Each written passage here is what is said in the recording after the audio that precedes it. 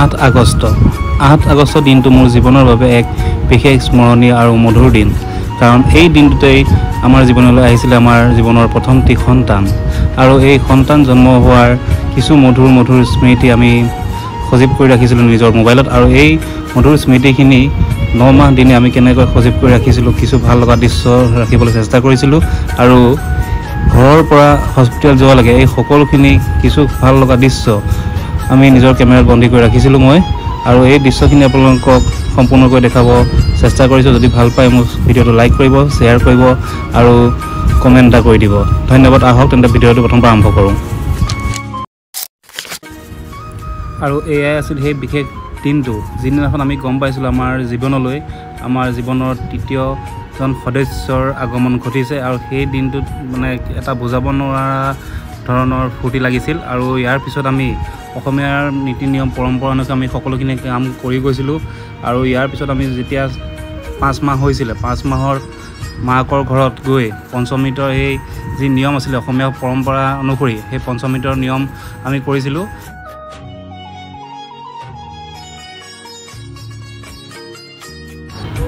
আৰু এয়া হ'ল আমাৰ ঘৰত ভাত পিঠা খোৱাৰ নিয়ম আৰু এয়া আমাৰ ঘৰত গোপিনীয়ে ভাত পিঠা খোৱাৰ নিয়ম সম্পন্ন কৰিছে আৰু তাৰ পিছত আমি সকলোখিনি দেখাই গৈছোঁ এয়া চাওক আমি তাৰপিছত আমি ফাৰ্ষ্ট ক্ৰাইলৈ গ'লোঁ ফাৰ্ষ্ট ক্ৰাইত আমি আগতীয়াকৈ কিছুমান বস্তু আমি সৰু বস্তু কিনিলোঁ আৰু তাৰপিছত ঘৰলৈ আহি এয়া মাকে একদম পূৰা বস্তু জপাত ব্যস্ত একদম মনত ফূৰ্তি এয়া একদম টিকলাৰ কাৰণে আমাৰ টিকলা কাপোৰ একদম ধুনীয়াকৈ জাপি আছে এয়া টিকলা মোজা আৰু এটা মানে কি ফূৰ্তি চাওক মাকৰ মনত এতিয়াই আৰু ইয়াৰ পিছত আমি সকলোখিনি একদম আপোনালোকক পৰ্যায়ক্ৰমে দেখাই গৈ আছোঁ আপোনালোকে ভিডিঅ'টো স্কিপ নকৰি চাই যাব সকলোখিনি আপোনালোকক ধুনীয়াকৈ দেখাই যাম আৰু ইয়াৰ পিছত চাওক এয়া হৈ গ'ল হস্পিটেললৈ আমাৰ যাত্ৰা আৰু এয়া আমি হস্পিটেললৈ গৈ আছোঁ 8 আগষ্ট তাৰিখে আমি পুৱাৰ সময়তে গৈ আছোঁ এয়া মোৰ ছাইডত মোৰ পৰিবাৰ এয়া বাইক এয়া বেকত মা আৰু হস্পিটেলটোৰ গোটেইখিনি আছেগৈ আৰু এয়া হস্পিটেল পাই গ'লোঁ সঞ্জীৱনী হস্পিটেল যোৰহাটৰ এয়া ভাইটি একদম আমাৰ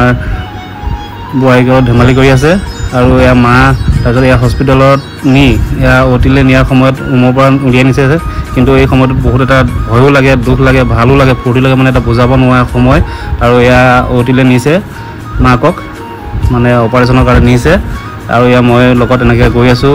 ফূৰ্তিও লাগিছে দুখো লাগে ভয়ো লাগে মানে এটা বুজাব নোৱাৰা সময় এই সময়খন আৰু এয়া সকলোখিনি আমাৰ ঘৰৰ মানুহ আহিছে আৰু যিহেতু আমি তলত আছিলোঁ তলত থকাৰ কাৰণে থাৰ্ড ফ্ল'ৰলৈ আনিবলগীয়া আহিছে লিফ্টত এনেকৈ আনিছে এয়া আমাৰ ছিষ্টাৰে এনেকৈ সহায় কৰি দিছে লগতে বহুতোখিনি মানুহ আছিলে তেওঁলোক যথেষ্টখিনি আমাক সহায় কৰিছে যথেষ্ট ভাল ৰেছপন্স পাইছিলোঁ সকলোৰে আৰু এয়া লিফ্টৰ পৰা নমাই এয়া যি অতিৰ অপাৰেশ্যন থিয়েটাৰ মেইন ৰুমটো সেই অপাৰেশ্যন থিয়েটাৰ মেইন ৰুমলৈ এনেদৰে লৈ যোৱা হৈছে আৰু এয়া অপাৰেশ্যন থিয়েটাৰত ভৰাব লৈছে কাৰণ ইয়াৰ পিছত আৰু সোমাবলৈ নিদিয়ে আৰু তাৰপিছত বেবী ওলোৱাৰ পিছত ঘৰলৈকে কেনেকৈ কি কৰিছিলোঁ আপোনাক সকলোখিনি দেখাই গৈ আছোঁ আৰু কিছু সময় অপেক্ষাৰ অন্তত আমাৰ জীৱনৰ তৃতীয়জন সদস্য আমাৰ পুত্ৰ সন্তান আমাৰ কোলাত আহি পৰিলেহি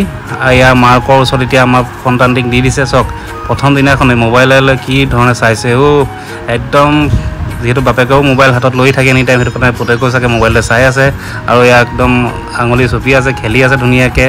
আৰু তাৰপিছত একদম চক কি ধুনীয়াকৈ খেলি আছে আৰু ইয়াৰ মাকৰ বুকুত এই মৰম লগা মোৰ সন্তানটি এনেকৈ শুইছে আৰু ইয়াৰ পিছত আমি ঘৰলৈ গৈ ঘৰলৈ কেনেকৈ নিছিলোঁ এয়া ঘৰলৈ নিয়া দিনাখনৰ দৃশ্য একদম আজি ঘৰলৈ নাতিনীয়েক যাব একদম আইতাকৰ মনত ফূৰ্তি তাৰপিছত এয়াও আইতাকে লৈ আছে আজি হস্পিটেলৰ পৰা ঘৰলৈ যাব নিজৰ দেউতাকৰ ঘৰলৈ যাব মাকৰ ঘৰলৈ যাব আইতাকৰ ঘৰলৈ যাব ককাকৰ ঘৰলৈ যাব মানে সকলোৰে মনত একদম বিৰাট ফূৰ্তি আৰু এয়া আইতাকে একদম চাই আছে যে কেতিয়া যাব নাৰ্ছে কেতিয়া ক'ব ৰিলিজ দিলে এয়া আইতাকো লৈ কোচত লৈ আছে এয়া মায়ে চাই আছে কেমেৰা লৈ আৰু আইতাকে জীয়েকে কথা পাতিছে একদম পূৰা ফূৰ্তি মাকৰ মনত আজি যিহেতু ঘৰলৈ যাব আৰু বিশেষ সেই সময়টো আহি পালেহি আৰু এয়া আমাৰ মাকক এনেদৰে বহাই ল'লে আৰু বহাই পেলাই ৰুমৰ পৰা আমি যাবলৈ ওলাইছোঁ 3টা দিন আমি ইয়াত থাকিলোঁ যোৰহাটৰ সঞ্জীৱনী হস্পিটেল আমি হস্পিটেলত থাকিলোঁ একদম খুব ধুনীয়া এটা ব্যৱহাৰ পালোঁ খুব ধুনীয়া ৰেছপন্স পালোঁ আৰু এতিয়া এয়া বায়েকে মানে মোৰ জেঠাই ছোৱালীয়ে ইয়াৰ লগত ভিনদেউ আছে কোলাত লৈ পেলাই আমি তলৰ গাড়ীলৈকে গৈ আছোঁ এয়া লিফ্ট আহি গ'ল আৰু লিফ্টত এয়া মাক যাবৰ বাবে ৰেডি মাকে এখন ভয় খাই আছে লিফ্টত উঠিবৰ কাৰণে কিন্তু একো নাই লগত মই যাম কাৰণ আৰু ইয়াৰ লিফ্টত এনেকৈ উঠাই দিলে আৰু তলত আমাৰ গাড়ী ৰখি আছে আৰু চাওক ইয়াৰ তলত গাড়ী ৰখি আমি খাৰা কৰি দিলোঁ আৰু গাড়ীত উঠি আমাৰ মানুহ অলৰেডি বহিলেই মানে আৰু চাওক ইয়াৰ গোলাঘাটৰ পৰা আহিলে মোৰ মামা ল'ৰা এয়া বৌ এয়া মামাৰ ছোৱালী ৰিণিকী তাৰপিছত আমাৰ মামাৰ মানে ঘৰৰ প্ৰায়খিনি মানুহ আহিছে গোলাঘাটৰ আজি আমি নিবলৈ ওলাই গ'লোঁ এইটো সময়তে পালেহি গোলাঘাটৰ পৰা সকলো এয়া মামাৰ বৌ মানে মামাৰ ল'ৰাৰ বৌ এই সকলোখিনি আহিছিলে আমাক খবৰ ল'বলৈ বাহিৰতে খবৰ লৈ ল'লে আৰু এতিয়া আমি ডাইৰেক্ট গৈ ঘৰতো যথেষ্টখিনি আয়োজন কৰিছে ইয়াৰ ঘৰলৈ যাবলৈ লৈছোঁ আৰু ইয়াৰ ঘৰ আমি সোমাবলৈ লৈছোঁ ঘৰ সোমোৱাৰ আগতেই একদম আমাৰ যিহেতু আমাৰ ঘৰৰ প্ৰথম কেঁচুৱা সন্তান এই কেঁচুৱা সন্তানক আমাৰ আদৰিবৰ কাৰণে ভাইটিয়ে ওচৰৰ সকলোৱে মিলি একদম বেলুন চেলুন লগাই একদম পূৰা ধুনীয়াকৈ ৱেলকাম কৰিছে আৰু এয়া লিজা আৰু এইফালে আমাৰ ঘৰৰ নতুন আলহী আহি পাই গ'লহি একদম সকলো একদম ৰখি আছে একদম ৱেলকাম কৰিবলৈ এইফালে একদম বেলুন চেলুন দি সজাইছে এইফালে একদম বেলুন চেলুন দি সম্পূৰ্ণকৈ ধুনীয়াকৈ সজাইছে এয়া ভাইটি এইপিনে লিজা আৰু ঘৰৰ এনে ওচৰ চুবুৰীয়া চব ৰখি আছে একদম অপেক্ষাত এয়া আপুনি টিকলি আছে এয়া একদম আমাৰ ঘৰৰ নতুন আলহী নতুন সদস্য নতুন সদস্য আহি আমাৰ ঘৰত পাই গ'লহি কেনেকুৱা লাগিছে কেনেকুৱা লাগিছে কেনেকুৱা লাগিছে এয়া মাক একদম পুৰা হাঁহি আছে কেনেকুৱা লাগিলে এয়া আপোনাৰ পূজা এয়া আপোনাৰ পূজাৰ মামাকৰ ছোৱালী এইপিনেও পূজা এয়া আহি পাই গ'লহি আৰু এইফালে একদম পৰম্পৰা অনুসৰি এয়া আমাৰ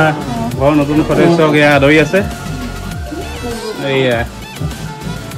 ঘৰ মুখজন আদৰি আছে ধুনীয়াকৈ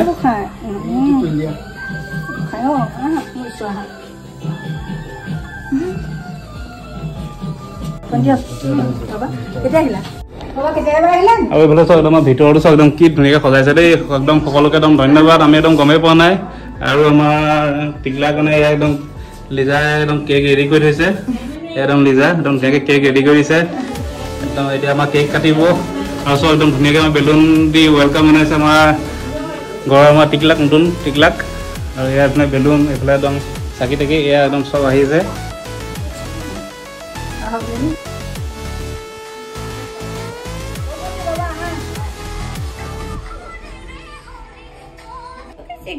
এয়া আমাৰ টিকলা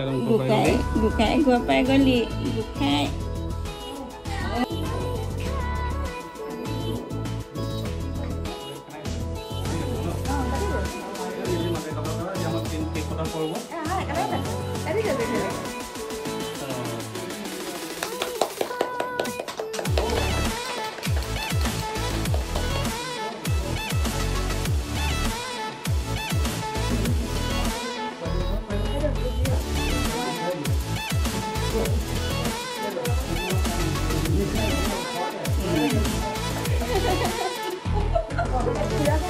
Efale, Aida. Kenuka লাগিছে decoration?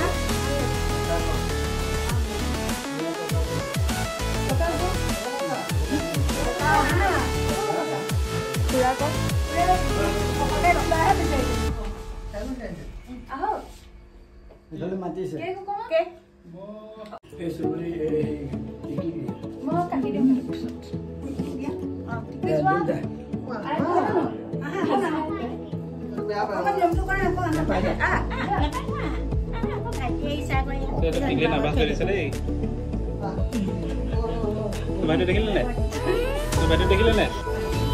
Mama punya ni, mama juga.